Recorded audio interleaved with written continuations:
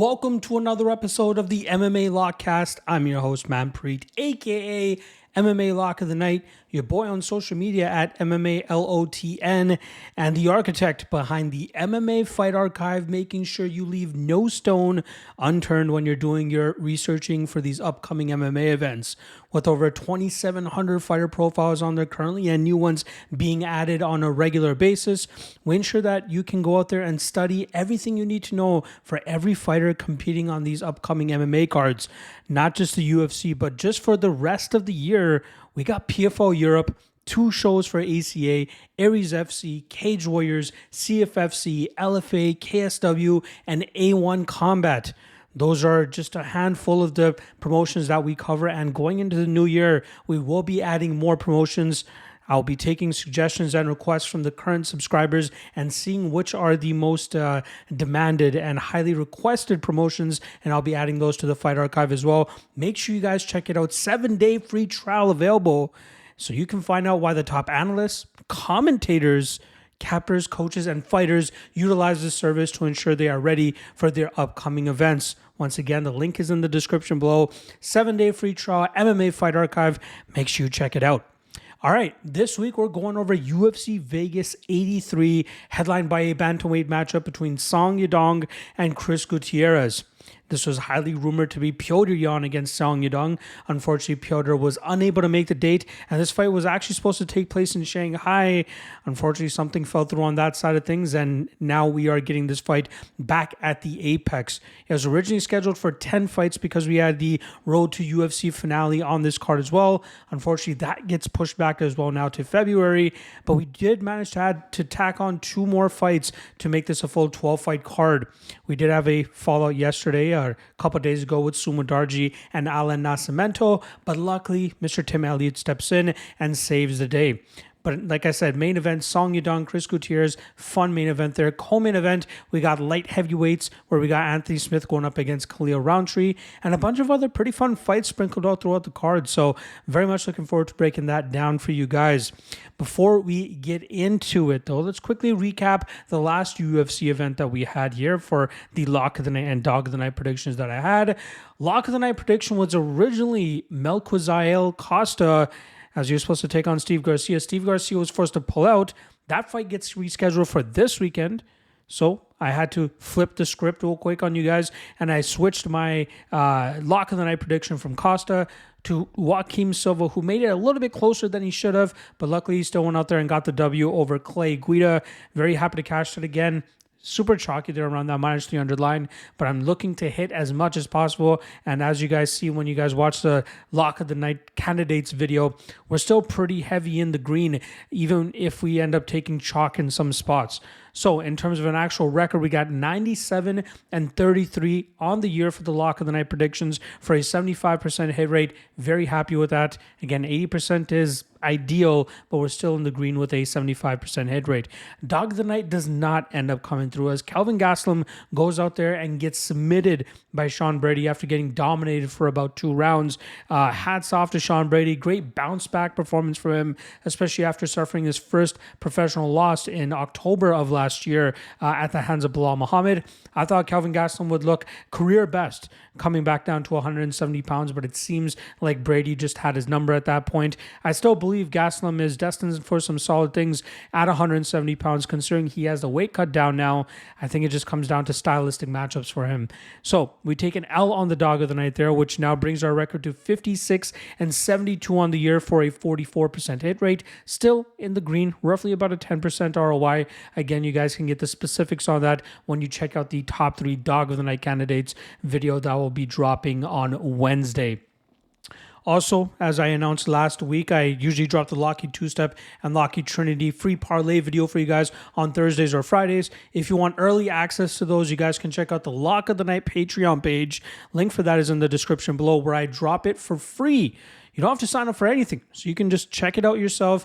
And again, that's obviously a gateway to hopefully that you'll hop onto the Patreon page as well and check out the full breakdowns that I normally have in written format all those guys get it first in written format before I drop the podcast. That's where you guys will also be able to see my official lock of the night play, official dog of the night play, and all the other great plays that I have for you guys as well. That is strictly on the lock of the night Patreon page. Link for that is in the description below.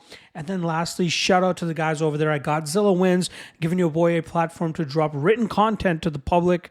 We got the main event breakdowns dropping on Wednesdays, and then the 3 best Moneyline spots dropping on Thursdays. Check the link in the description below for that. Once those get posted, I update the description here so you guys can check it out. Or just go to GodzillaWins.com and check it out for yourself, not just for MMA, but also all the other big sports, as we got a great team over there, and we have you covered from all the big sports. NBA in-season tournament is going on right now. We got the NFL, NHL, all of that good stuff. Make sure you guys check it out. GodzillaWins.com. All right. We got 12 fights to get through for this UFC Vegas 83 card. There's no need to dilly-dally any longer. Let's get right into it. First fight of the night is a catch-weight bout at 140 pounds. This is one of those late-notice fights just to fill out the rest of the card. We got Daniel Marcos coming in as a minus 530 underdog, going up against Carlos Vera coming in at plus 415. Starting off on the Daniel Marcos side, he was scheduled to fight Dana White Contender Series alum Victor Hugo at the beginning of November. Unfortunately, Hugo misses weight badly, forces that fight to get canceled, and Marcos has just been chomping at the bit to get back in the cage to utilize the full training camp that he had so he can actually go out there, get paid, and get another, hopefully, W under his belt. He's 15-0 at this point in time. Had a close win over Davey Grant earlier this year where he was able to pick up, like I said, a decision win. Not a lot of people thought he deserved to win that fight, but apparently he did enough in the judges' eyes to win the first 2 rounds and get his hand raised in that matchup. He's a solid fighter who showcases a good, consistent calf kick, which he's able to open up the rest of his striking game with that, but also has a underrated grappling game that he showed on the regional scene, which he hasn't shown as much of recently. He's been mainly going out there, letting his hands go, letting his kicks go, and using that to do most of his talking. At 30 years old and training pretty much exclusively with Charles Rosa, you're seeing a lot of improvements from him on a fight-to-fight basis, and I think he can keep this winning streak intact for the next couple fights. Let's see at what point he ends up getting upset or at least getting that first loss. His opponent this weekend, Carlos Vera, comes off the Ultimate Fighter from this last season where he lost his opening round bout to the eventual winner, Brad Katona. Carlos Vera trains out of the 50-50 team, which is headed by BJJ wizard Ryan Hall. And you see similarities in Carlos Vera's game as he normally looks to go out there, take fights to the ground, and utilize his submission game. His last 2 victories have come by nasty guillotine choke as he's been able to get guys to the ground, snatch onto their necks, and take it on home with him. But as we saw in the Brad Katona fight, if you have good enough wrestling and good enough submission defense, you should be able to keep this fight safe, whether it's working from that top position and landing big shots from on top, or even in the striking realm where they should be able to control the fight and beat up the more grapple-heavy fighter here.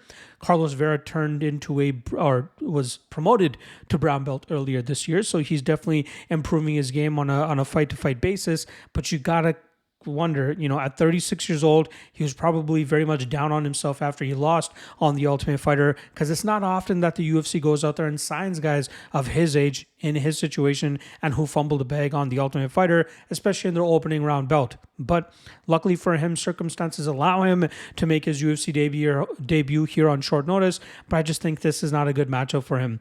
I think Marcos should be able to control the striking range here. I think his defensive grappling is good enough to keep this fight upright, where he should have a legitimate advantage. I just have a little bit of a problem with that minus 530 line. Yes, Marco is undefeated. Yes, he is talented. And yes, he is likely more skilled in this fight. But that line is way too wide for a guy against a guy in Carlos Vera who could have a submission advantage here, who could have a BJJ advantage. And if he's able to put that to use here, maybe catch Marcos in something, he might be able to pull off the upset. The prediction is still going to be Daniel Marcos and Marcos by decision. But if I can get that sub prop on Carlos Vera around plus 700, plus 800, I might be looking to take a shot there. But official prediction is going to be Daniel Marcos and Marcos by decision. All right, next up here, we're going to be talking about a lightweight matchup, a fight that was actually scheduled to take place last week. where we got Steve Garcia coming in as a plus 205 favorite. Underdog going up against Melquizael Costa, who comes in at minus 240.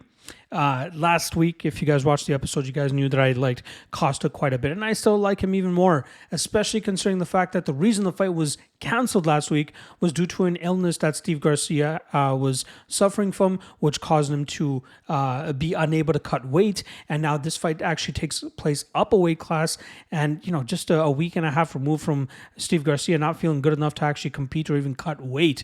You got to believe that's going to favor Melquizael Costa here, but there is still danger in the big power that Steve Garcia possesses. I think that Costa has a good enough lateral movement game and kicking game from outside that he should be able to avoid the majority of damage from Garcia and eventually change levels, catching Garcia off guard, taking this fight to the ground and utilizing his superior jiu-jitsu to put him into bad positions and potentially find a submission.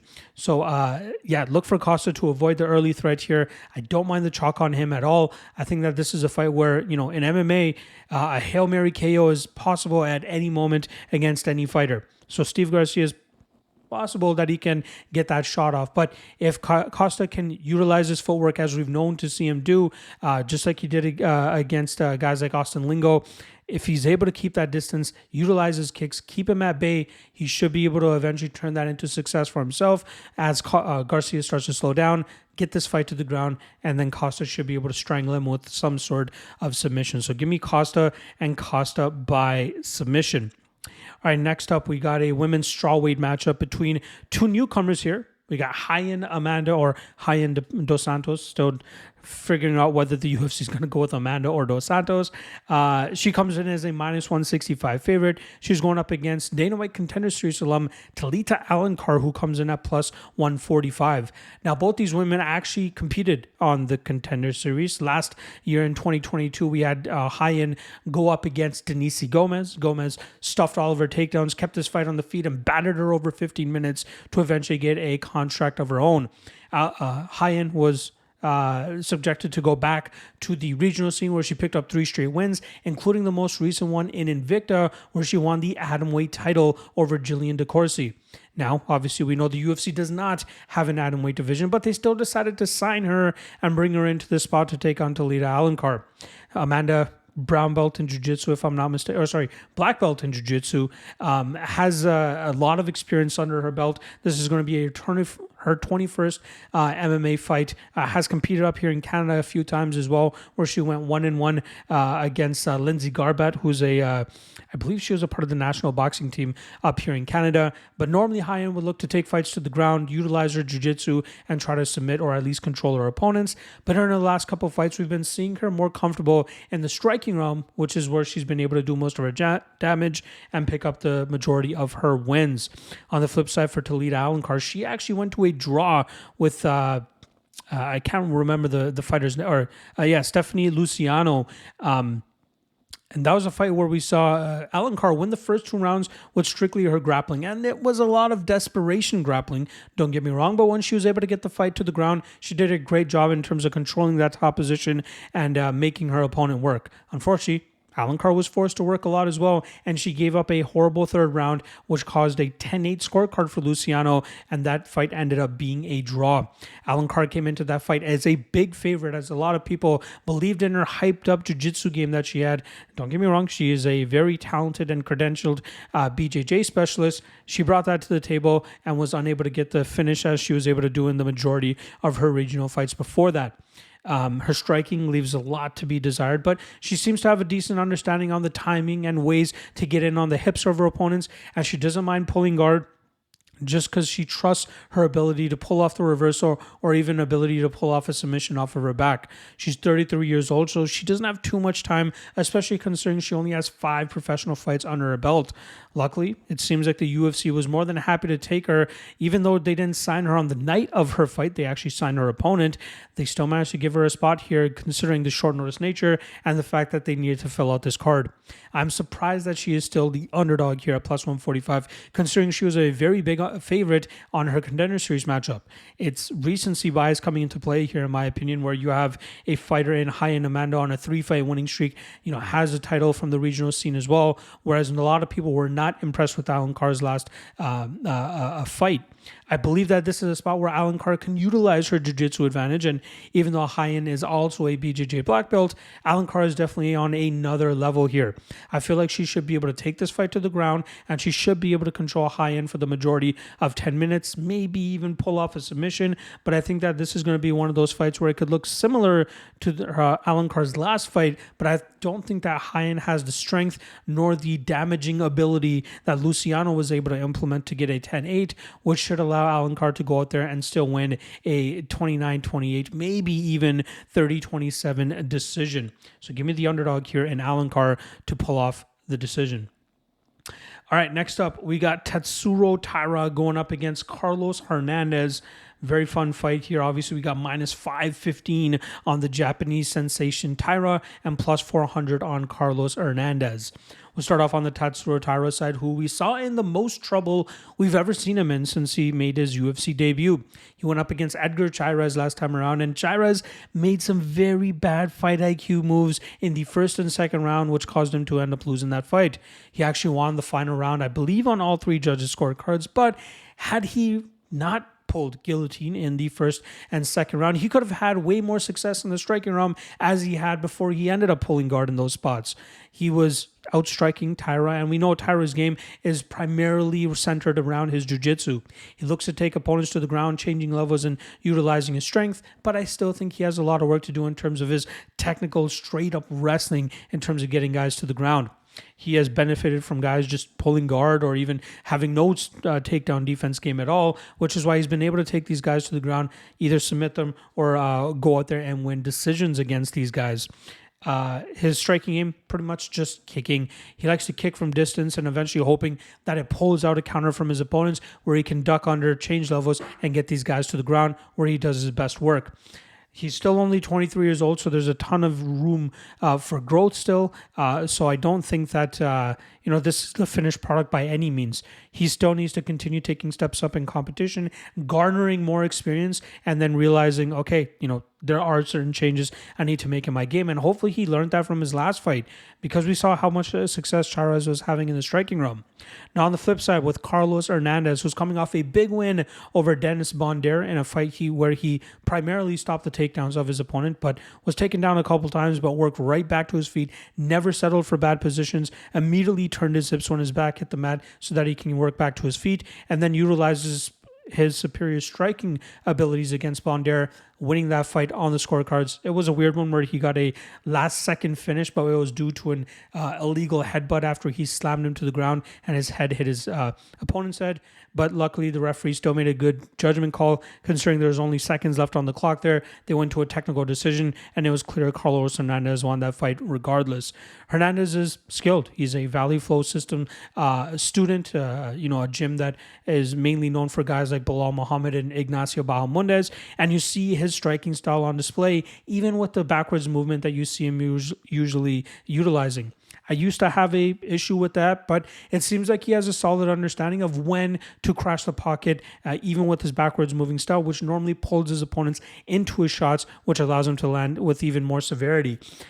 His lateral movement is great. His continued takedown defense improvements are great, and his ability to work immediately back to his feet when he's put in bad positions is even better. And I think that this is a good enough spot at plus 400 to take a shot in on an experienced fighter with a better striking game, likely better fight IQ than a guy like Edgar Chairez. And if we can see Hernandez keep this fight on the feet for an extended period of time, he should be able to win this fight just off of damage alone. Taira might be able to get a takedown here and there, but I think that Hernandez has a good enough submission defense game that he should be able to keep out of bad positions and eventually get a victory of his own. As long as he doesn't give up his back up against the cage like he did against Alan Nascimento, but that's not a way that I see Taira normally getting his submissions. submissions. He needs to get these guys to the ground with the traditional takedown, or even just reaping guys up against the cage and then taking them to the mat.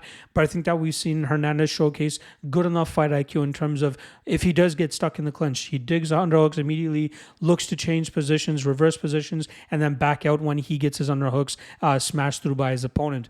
I think Hernandez plus 400 is worth a small shot here. Taira is going to run into that first loss of his career soon enough, and I think Hernandez poses enough issues with his striking advantages and hopefully lateral movement, keeping Taira off of him, countering Taira's kicks with some punches, hopefully stuffing some takedowns, getting off enough damage, and winning this fight on the scorecards. Plus 400, this is worth a little bit of a sprinkle on Hernandez to hand Taira his first professional loss. All right, moving over to the women's bantamweight division, we got Luana Santos going up against Stephanie Egger. Obviously, Santos, very young, 23 years old, picked up a knockout victory in her UFC debut earlier this year against Juliana Miller, where she was able to stuff the takedowns of Miller, utilize her striking, and get the finish. I think it was like just mere seconds left in that first round where she was able to get the win. She's a BJJ black belt, also a black belt in judo, but she's been utilizing her striking more often than not in her last couple of fights to end up getting her hand raised. Normally, we see her take a grapple-heavy approach, taking her opponents to the ground, grinding them out, and winning in that fashion. But it seems like she's very much trusting her striking game now, which is going to be important for her as she continues to grow through her MMA career. Her lone loss came to high-level BJJ black belt Jenna Bishop, who was able to get her to the ground over and over again, grinding her out from that top position and getting her hand raised by decision. Bishop is one of those fighters similar to Carlos Vera who needs certain circumstances to fall into their favor for them to make it into the UFC, considering that Jenna Bishop is a little bit older in age. But Luana Santos, I know she took a lot from that fight. That loss came in the middle of 2022, and she's picked up 3 straight wins since then, obviously making her UFC debut while doing so. She's a very promising prospect, but it'll be interesting to see at what rate the UFC looks to bring her along in the rankings and, just up against other level of competition. Her opponent this weekend, Stephanie Egger, is now 1-2 over her last 3 fights, most recently losing via knee bar to Arina Alexieva, a very poor loss there. Like I don't know how she ended up losing a fight like that. She's a judo black belt, Olympic level judoka as well, which is where you see her whenever she wins. She normally utilizes that approach. She's able to get her hands on her opponents, utilize her strength, drag them to the ground, do big damage from on top, look for submissions. But her two losses as of late have come via submission. So you got to wonder what kind of submission defense she's showcasing as well, right? She lost the Mayra Bueno Silva fight by armbar, although controversial armbar, and then the Alexieva knee bar. That's a big red flag in my opinion, especially for a fighter competing at this level. I'm going to lean ever so slightly to the Luana Santos side, though. I believe she has the better striking in this fight, and I think that her black belt in judo should help her stay competitive against Egger should this fight get into the grappling realm. I believe that Santos has a dangerous of enough submission game off of her back, so even if Egger does get that top position, I wouldn't be surprised if she's able to pull off something from that position. So I wouldn't mind taking even a little bit of a sprinkle on the Santos by submission prop here, but I do like Santos to control the majority of this fight and win it by, like I said, submission. All right, let's move on to the next fight here, which takes place in the flyweight division, where we got Hyun Sung Park going up against Shannon Ross. Now, Park is fresh off of winning the Road to UFC tournament earlier this year, where he submitted Sunguk Choi back in February in the 3rd round of their fight. Everything was going smoothly for about 6 to 7 minutes before he ended up getting clipped by Choi, but luckily we saw him bounce back almost immediately, arguably win that round back, but I can understand why you're going to score it for Choi. He got the knockdown. That was the most significant thing to happen. But Park definitely battled his way back into that 2nd round. And then in the 3rd round, utilized his grappling, got the back of Choi, and got that submission victory to get his hand raised. This kid at 28 years old and 8-0 is probably one of the brightest prospects that Korea currently has. And I think he's going to make his splash in the UFC right off the bat. At 8-0, Like I said, 28 years old, has a great training camp as well. This kid is very talented. He's physically very capable in terms of his explosivity, speed, and power that he possesses, but also has a great cardio game and can go out there and put his opponents to the ringer, pull away late, and get finishes, as we saw in his last matchup. He's going up against Shannon Ross, who I'm still kind of scratching my head as to how he has a UFC roster spot, considering he's 1-4 in his last 5 fights. He lost his Contender Series fight by knockout against Vinicius Salvador back in 2022. Somehow still ends up getting signed and now has been finished in back-to-back fights in less than 1 minute. Obviously, against Clayton Rodriguez, it took 59 seconds for Rodriguez to get the knockout. And then Jesus Aguilar, the first overhand right he throws, lands cleanly on Shannon Ross and puts his lights out clean. Now, it's been about 4 or 5 months since that happened to Shannon Ross, and I'm very surprised that he's taking such a quick turnaround here to get back into the cage to try to save his UFC spot. But I think that is a horrible decision to make, especially against a guy in Hyun-Sung Park who will have the will have the speed advantage, have the power advantage, and should be able to find the chin of Ross within the first 2 or 3 minutes of this fight and put him out cleanly. Even if this fight does get extended into the second and third rounds, I think Park's countering skills and his level of ability to keep fights upright should nullify most of Ross's game.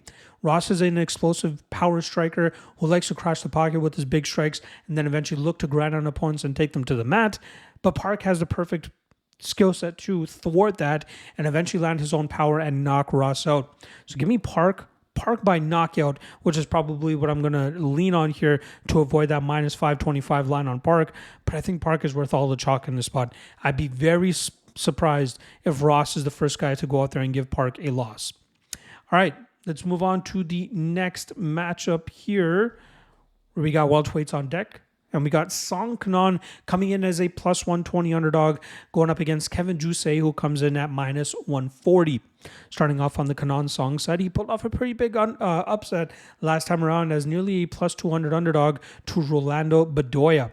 Bedoya had a solid start to that first round where he was outlanding Song and landing good damage, but it seemed like Song really started to bite down on his mouthpiece and accept the fact that they were going to be exchanging in the pocket a little bit more than he would like, and that allowed him to land the more significant strikes in those spots, clearly stumbling and hurting Bedoya a couple of times, and it just looked optically like Song was landing the more heavy blows, which allowed him to end up getting the win that night.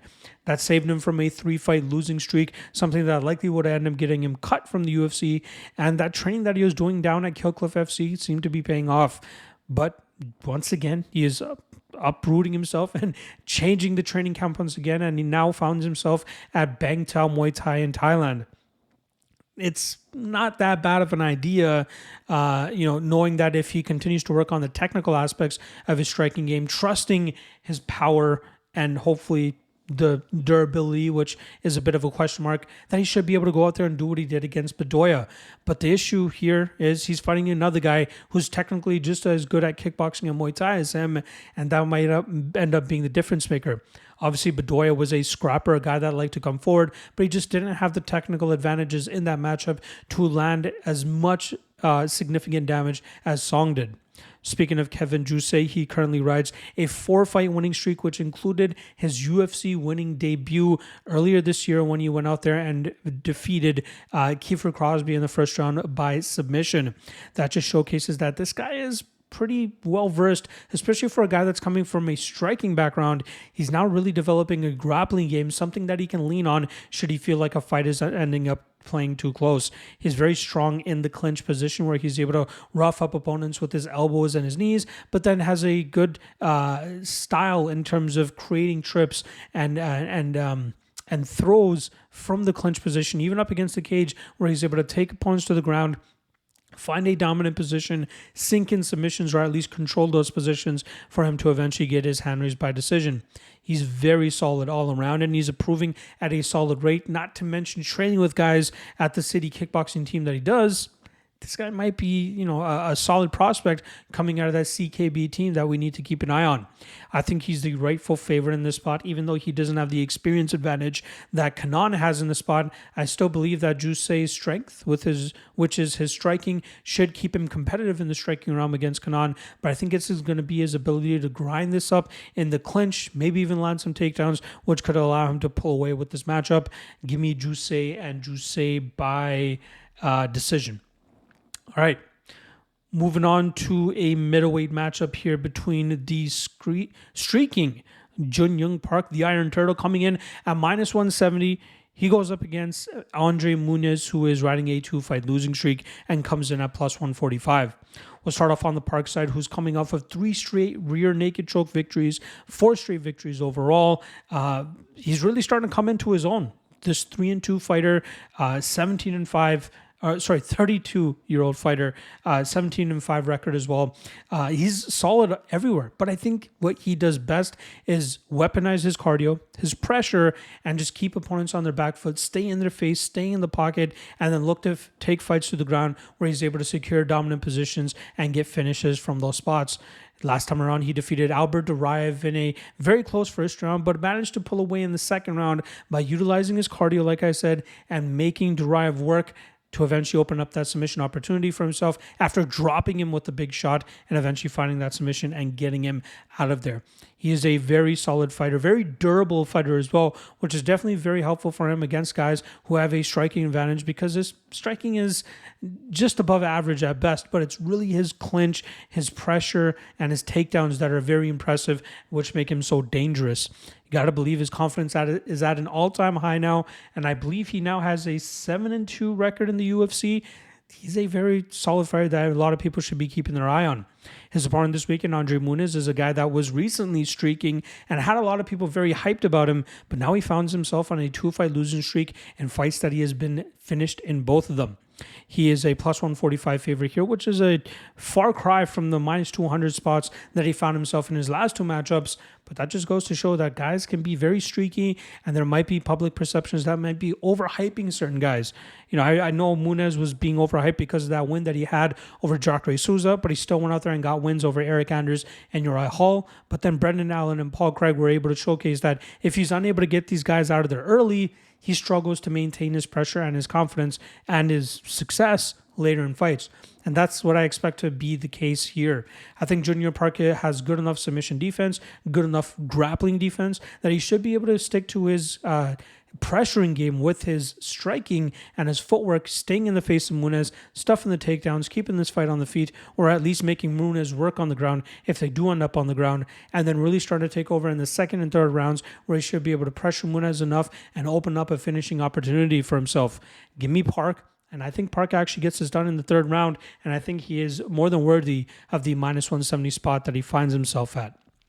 All right, moving over to the lightweight division now, where we got Nasrat Haqparast going up against Jamie Mullarkey. We'll start off on the Haqparast side, who's on a 2-fight winning streak now after defeating John Makdessi as well as short notice Lando Quinones. He now takes on an experienced Jamie Mullarkey and looking to continue to build upon that 3-fight winning streak that he has. That was on the back end of a 2-fight losing streak he had at the hands of Dan Hooker and Bobby Green in fights where he was just technically outstruck by those guys. Haqparast is a solid technical striker of his own who very rarely throws single pot shots. More often than not, he's throwing 1-2s, 3-strike combinations, 4-strike combinations. And considering how much power it seems that he throws with, it's surprising that he has only 1 finish in the UFC. I believe he was 6 or 7-0 before coming to the UFC, and all of those fights were finishes, knockouts. But since coming to the UFC, he's only been able to knock out Joaquim Silva a couple years back. And all his other wins are coming by decision. He's just doing enough damage by hurting these guys, but not finishing them, and obviously putting the numbers and volume on them as well, which allows him to end up getting his hand raised. His ground game, there's not much to see there, considering not many opponents look to take him to the ground. But even if they do, he does a good enough job of stuffing their takedowns so he can keep fights in the striking realm where he is more than comfortable with exchanging with his opponents in the pocket and putting the pressure on them. His opponent, Jamie Mullarkey, was seemingly showing some solid improvements during his 2-fight winning streak against Michael Johnson and Francisco Prado until he ran into Mohamed Naimov, who was able to shut off his lights in the second round of that matchup. That was a fight where Mullarkey was doing pretty well and showcased that he was, improving, showcasing that he could mix in his grappling with his striking. And he did that against John Makdessi as well. Although I believe a lot of people, myself included, thought that he actually deserved to lose the Makdessi fight. He showcased a lot of damage. He was hurt a couple times. And that's going to be his problem at the end of the day. His durability seems to be a big question mark as he seems to get cut up easily. And optically speaking, it just doesn't look that good for him. And also, I think that he can be knocked out against power strikers. Like I said, his improvements have included his ability to mix in grappling behind his striking, but I think that's only going to work against a certain level of opponent. And unfortunately for him, I think Haqparast is going to be able to snuff those takedowns out, keep this fight in the striking realm where he should be able to land the more effective damage and potentially even find the finish in this fight, notching his second UFC knockout. I believe the KO line for Haqparast is around plus 275, plus 300. I think that's a solid spot. As again, he's not notoriously known for being a knockout puncher, but I think that how this fight matches up, the collision course both of these guys are on, and where Jamie Mullarkey is at with his own durability, Haqparast should be able to snuff out a takedown here, a knockout here, hopefully a knockdown and eventually a knockout, but I think that he can end up getting Mullarkey out of there probably by the second round. I'm going to call it Haqparast by knockout. All right. Moving on to the next matchup here, which actually takes place in the bantamweight division. It's going to be a fight between Sumudaerji, who comes in at plus 150, and short notice replacement Tim Elliott, who comes in at minus 175. Now, Sumudaerji was actually scheduled to fight Alan Nascimento this week, but Nascimento was forced to pull out of that matchup, and luckily Tim Elliott was there to save the day. And even though this fight was originally supposed to take place at flyweight, Tim Elliott was like, hey, I'll step in, save this matchup, but I don't want to cut the extra 10 pounds. And luckily, Sumudaerji agrees, and he can get back into the cage for the first time in almost a year and a half. If you guys remember, Sumudaerji went out there and had a very fun fight, entertaining fight against Matt Schnell last time, but it was Matt Schnell ended up getting the last laugh in the second round after getting hurt repeatedly. He was able to get Sumudaerji to the ground and eventually lock up a triangle choke where he was able to get he didn't even get the tap because Sumudaerji went straight to sleep. Su is a very solid striker, technical striker, and you can see him look at his best when he's fighting fellow strikers like Andrei Sukumtat and Zaruk Adashev, or if he's able to go out there and just quickly knock out a grappler like he did against Malcolm Gordon. But as we're seeing in the majority of his losses, he's getting submitted. Louis Smoka, Matt Schnell, these guys are able to get him to the ground, and his takedown defense does not look the greatest. But I wonder what kind of improvements he's going to be making, considering he now has joined forces with Team Alpha Male. This is a guy who originally trained with American Top Team, but I think that his connection with Song Yadong has brought him up to Team Alpha Male, and we'll see if they can make the grappling improvements that he needs so that he can keep fights in the striking realm where he is most comfortable and able to get off on his shots. It will be tough for Sumudaerji to do that, considering he is fighting the all-time leader in takedowns for the flyweight division in Tim Elliott. I expect Tim Elliott to go out there and get this fight to the ground over and over again, and from there he should be able to control the majority of this fight and possibly even lock up a submission. You're talking about a guy who recently had his 2-fight losing streak stopped in his last matchup back in October against Mohamed Makayev, but if you guys look at the scorecards there, two judges actually had Elliott up 2-0 going into that final round, and had Makayev not gotten that stoppage, he likely would have ended up losing that fight and suffered his first professional loss. So that would have been a big win for Elliott, and I think he wants to take that energy, pissed off at himself for not being able to pull that off and get this victory over Sumudaerji, which is why I think he was more than happy and excited to take this short notice opportunity when it sprung itself on him. Again, I think the fact that this fight will be taking place at 135 pounds is very important, as Tim Elliott will not have to kill himself to make that 125-pound limit. I believe he's been training enough to stay in shape, ready enough for a short notice opportunity. And I think stylistically speaking, this is perfect for him, fighting a guy who likely might be the better technical striker, but I think the awkward movement and style of Tim Elliott on the feet will allow him to set up his takedowns, get this fight to the ground, and grind out Sumudaerji, finding that submission within 10 minutes of this matchup. So give me Tim Elliott to get the victory here in this short notice assignment. All right, that brings us to our co-main event of the evening, where we got Anthony Smith going up against Khalil Rountree.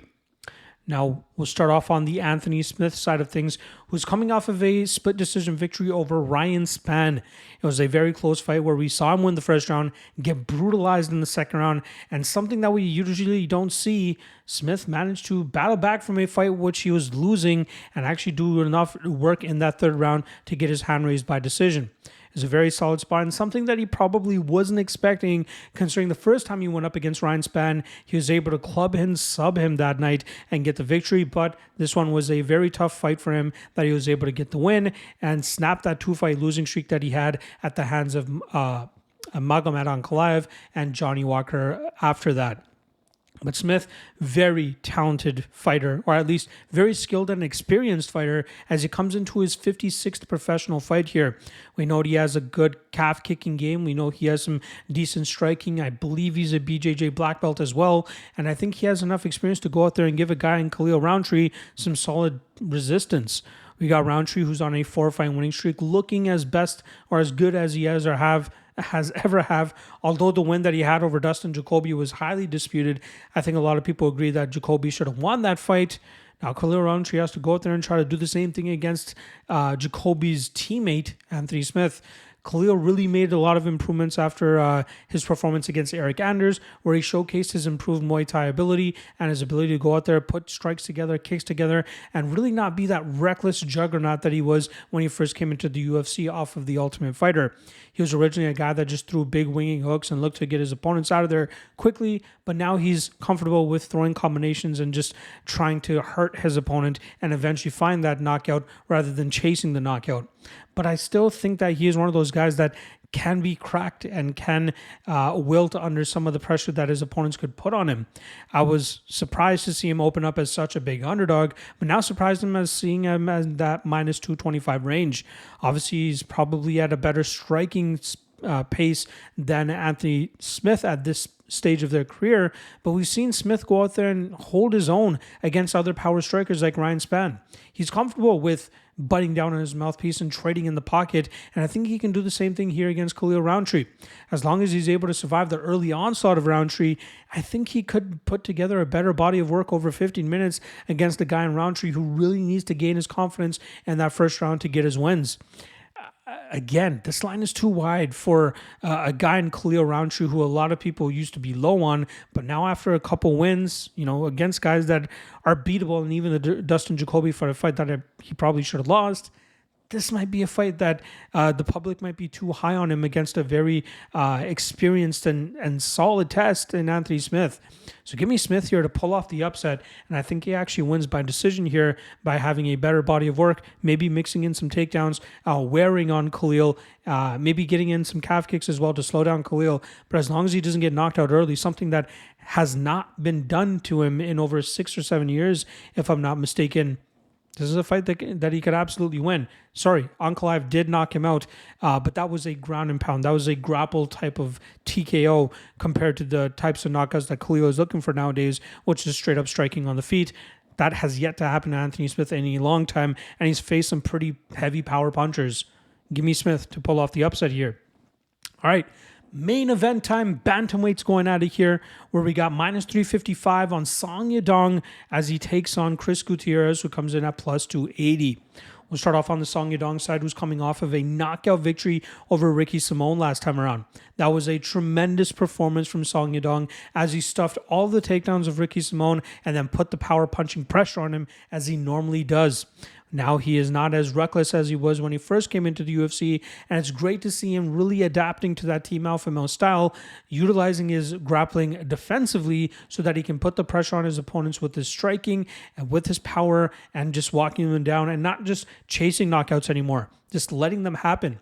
And he has also shown some solid grappling skills of his own where he's been able to utilize it, get opponents to the ground, rack some points up there, then get back to the feet and get back to his striking.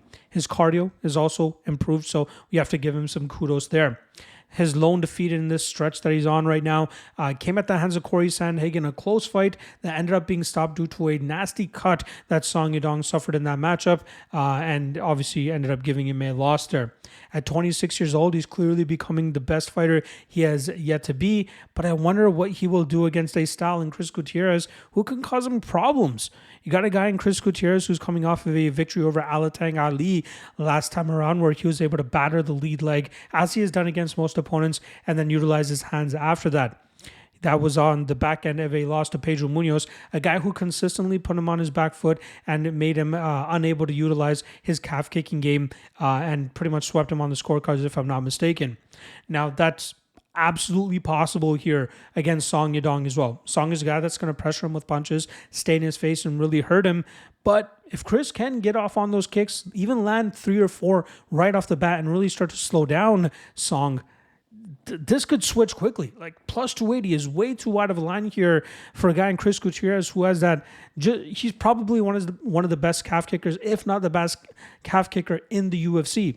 We've seen him completely debilitate opponents in the past and just have fun with them because he's able to just play around at distance, utilize that calf kick, knowing when to time it, and it can debilitate his opponents within the first 3 or 4 kicks that he lands. That's absolutely on the table here against Song Yadong, a guy who likes to thrive in the pocket.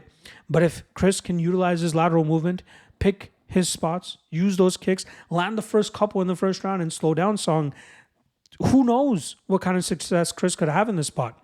So yeah, I think my prediction is going to be Song, and I think it's going to be Song by decision.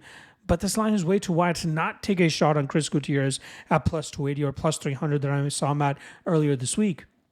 So prediction is Song. I expect him to land the better shots to the head, better shots to the body, make it look better for the judges. But Chris is a very live underdog in this spot to debilitate and slow down Song with his kicks and potentially win this fight on the scorecards or even get a TKO via leg kicks. You're talking about 25 minutes for Chris to potentially put his shin to the calf of, or even his foot to the calf of Song Yadong. Closer fight than the odds indicate. I'm not touching Song at minus 355, but I'd rather take a little shot on Gutierrez as the underdog in the spot. But official prediction, we're going to go Song Yadong by decision. There you guys go. Breakdowns on all 12 fights for this UFC Vegas 83 card. Remember, there's a ton of other great content dropping throughout this week. Wednesday, we got the top 3 lock of the night and top 3 dog of the night candidate videos dropping for you guys. Thursday, quick picks. So if you don't want to sit through the hour or close to an hour that I did on this podcast, you guys can get it in a bite-sized version on Thursday, as well as the free parlay for you guys. And then on Friday, 3 best prop bets as well. Not to mention, PFL Europe is this week. So if you're looking for breakdowns on that, that is strictly going to be for the Patreon folks, if you want access to that. Written breakdowns on every single fight, best prediction, best prop, and best head for every single matchup. You can find that on the Patreon page, the Lock of the Night Patreon page. Check the link for that in the description below. And then I will see you guys next week for the final UFC card of the year. But we still have some segments to finish off this week. So I'll see you guys then. Peace.